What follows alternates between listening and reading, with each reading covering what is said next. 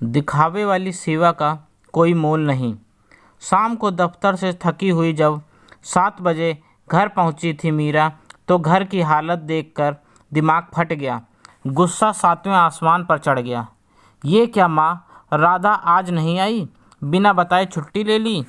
नहीं आई बहू, पता नहीं क्या हुआ आज, कोई खबर भी नहीं की, मंजू देवी ने जवाब दिया। क्या माँ, आप मुझे एक कॉल तो कर देती, मैं पता करती ऑफिस से कि क्या प्रॉब्लम है। आप भी ना, मीरा ने चिढ़ते हुए बोला। पिछली बार किया था तो याद है क्या कहा था तुमने कि ऑफिस में ही टेंशन दे देती हो, इसलिए नहीं किया। आज फ़ोन तुम्हें तुनकते हुए मंजू जी ने जवाब दिया। मीरा को उनके अब इस समय मुंह नहीं लगना था, सो चुप होकर सोचने लगी कि काम शुरू कहाँ से करें। जूठे बर्तनों का ढेर, सफाई या रात का खाना, खुद भी थकी पड़ी थी ऑफिस के काम से। इतने में अरमान ने आवाज़ लगाई, मम्मी मैंगो शेक प्लीज़। अरमान उसका 8 साल का बेटा है। बनाती हूँ कहकर मीरा पहले अरमान के लिए दूध बनाने लगी। तभी घंटी बजी। दरवाजे पर राधा खड़ी थी। उसको देखते ही जान में जान आई और गुस्सा भी। हद करती है तू राधा, कहाँ थी सुबह से?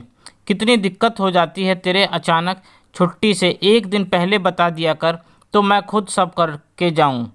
बस मीरा बोलती जा रही थी, साथ में अरमान के लिए मैंगो शेक भी बना रही थी। जब राधा ने जवाब नहीं दिया तो मुड़कर उसकी तरफ देखा तो उसके पीछे उसकी 6 साल की लड़की पिंकी भी थी। उसे देख मीरा को बुरा लगा कि बेकार बच्ची के सामने उसकी माँ को डांट दिया। पहले भी कभी कभी पिंकी आ जाती थी उनके घर राधा के साथ। उसको देखकर मीरा मुस्कुरा दी और मैंगो शेक को 2 गिलासों में कर दिया। चलो पिंकी, अरमान भाई के साथ मैंगो शेक रेस लगाएं, कहते हुए पिंकी को अरमान के रूम में ले गई। अरमान इकलौता था, इसलिए बहुत अकेलापन महसूस करता था, सो पिंकी को देखकर खुश हो गया और खेलने लगा। मीरा, अगर लोगों के बच्चों को दूध पिलाने से फुर्सत मिल गई हो तो मुझे भी चाय दे दो। मंजू जी के शब्द उनके कानों में जहर घोल गए। सीधे तो कुछ बोलती नहीं, रसोई में आकर चाय चढ़ाई। अब बोल, कुछ बोलेगी कि चुपचाप बर्तन धोती जाएगी? मीरा ने राधा से पूछा। राधा ने रोते हुए बोला, कल रात मेरे आदमी ने फिर मुझे बहुत मारा। जो आपने तनख्वाह दी थी वो मैंने आधी राशन वाले को दी और आधी पिंकी की फीस के लिए रख दी थी।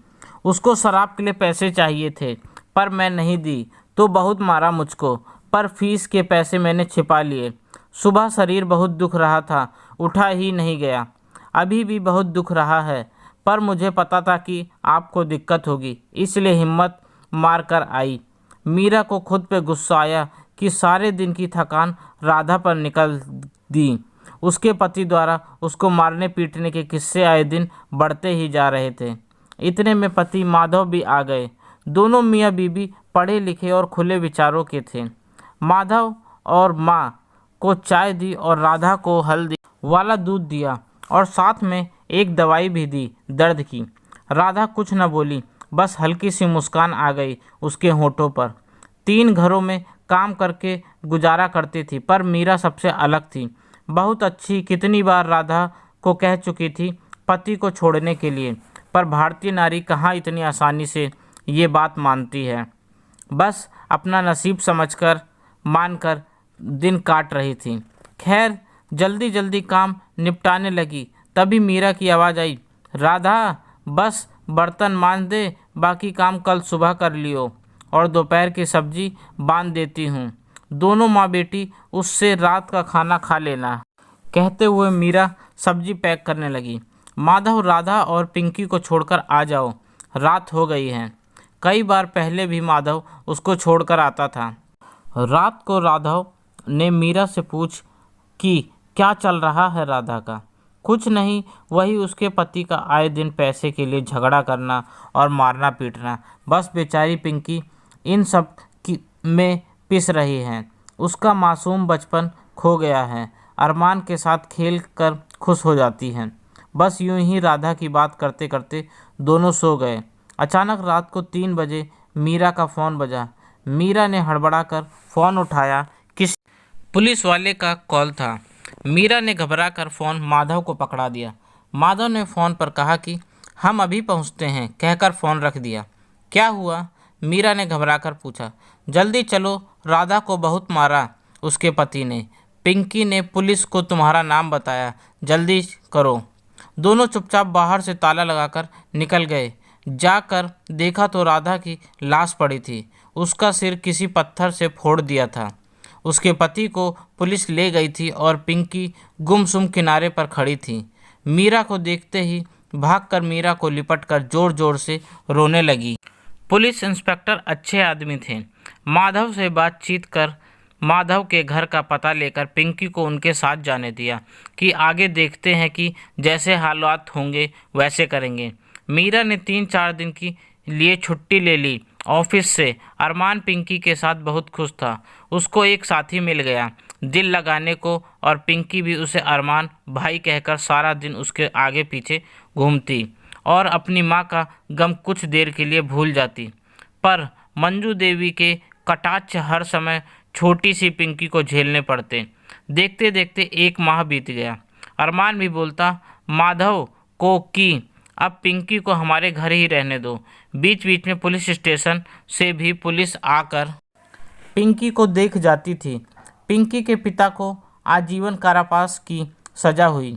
पुलिस स्टेशन से फ़ोन आया और पुलिस ने माधव, मीरा और पिंकी को थाने बुलाया।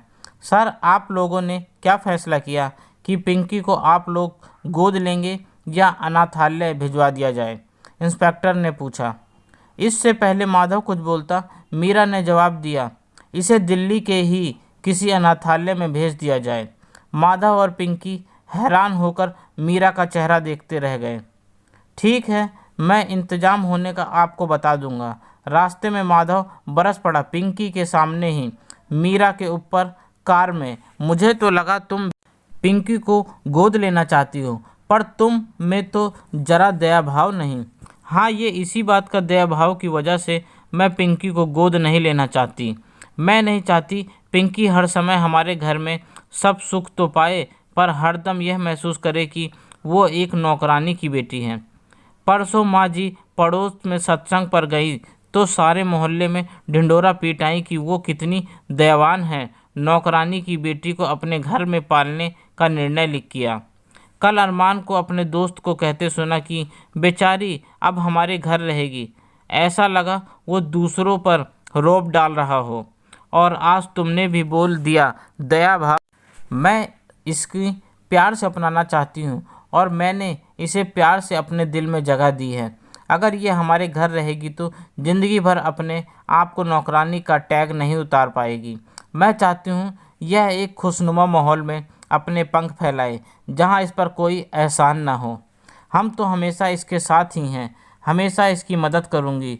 ये अनाथालय में भी बिना किसी तंगी के रहेगी, और जब यह अपने दम पर कुछ बन जाएगी तब मैं इसे अपने घर अपनी बेटी बनाकर लाऊंगी और दुल्हन बनाकर विदा करूंगी। पर तब तक ये समाज के, माँ जी के तानों से दूर रहेगी। कहकर मीरा चुप हो गई। अंकल आंटी ठीक कह रही हैं, मुझे सब बात समझ में आ गई। दादी मुझे बहुत घूरती हैं, उनसे मुझे पापा जैसा ही डर लगता है। आप आंटी को मत डांटो, बस मुझसे मिलने आते रहना। आज पहली बार पिंकी खुलकर बोली थी। हाँ हाँ ज़रूर बेटा, माधव ने मुस्कुराकर उत्तर दिया। दोस्तों, अगर आप किसी की सहायता करते समय उस पर उपकार दिखाते हैं या लोगों को दिखाने के लिए आप उस व्यक्ति को नीचा दिखाते हैं, तो इससे अच्छा आप कोई एहसान ना करें, क्योंकि दिखावा करके की जाने वाली सेवा का कोई मोल नहीं होता। सेवा अनमोल होती है, वो दिल से की जानी चाहिए।